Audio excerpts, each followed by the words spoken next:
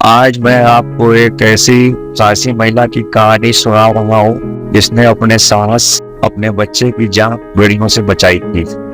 यह कहानी है एक महिला की जिसने अपने पति के देहांत के बाद अपने 5 साल के बच्चे को अकेले ही पाल पोस कर बड़ा किया। गांव के सभी लोग उसकी बहुत इज्जत करते थे। गांव में एक पुरानी प्रथा प्रचलित थी जिसमें सुहागन महिलाएं जंगल में जाकर कुल देवी का पूजन करती थीं। लेकिन वह महिला इस पूजा में शामिल नहीं हो पाती थी क्योंकि वह विधवा थी।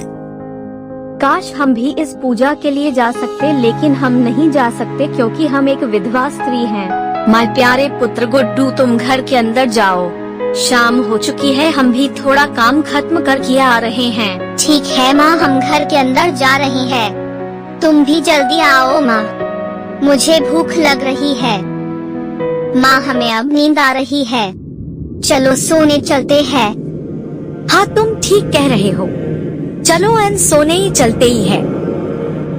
शाम होते ही गांव के सभी लोग जंगल के लिए निकल गए और गांव में सिर्फ वह महिला और उसका बच्चा रह गए।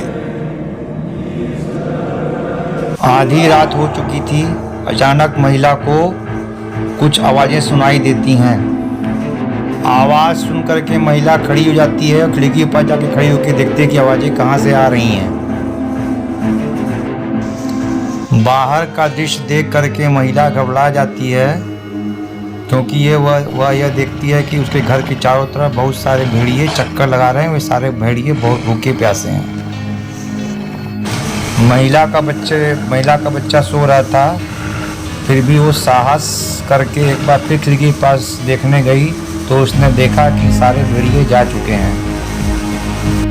हिम्मत करके उसने दरवाज़ा खोला और घर के बाहर आ गई और देखा कि उनके घर के चारों तरफ से भेड़िए जा चुके हैं। लगता है खतरा टल गया है। महिला घर के अंदर जाने लगती है, तभी उसके छत पे खड़े भेड़िए पड़ती, इससे घबरा जाती है और खींच के एक बेलन उस भेड़िए को मारती है। भेड़िया वहां से कूद करके भागता है। महिला बच्चे को उठाकर दूसरे कमरे में ले जाती है और जल्दी से दरवाजा बंद कर देती है। भेड़िए घर में घुस आते हैं।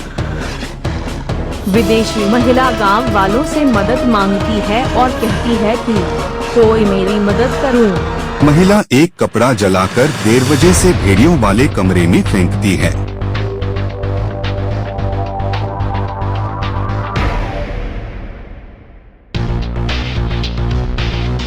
भेड़िए आग देखकर भाग जाते हैं। माँ, क्या हुआ?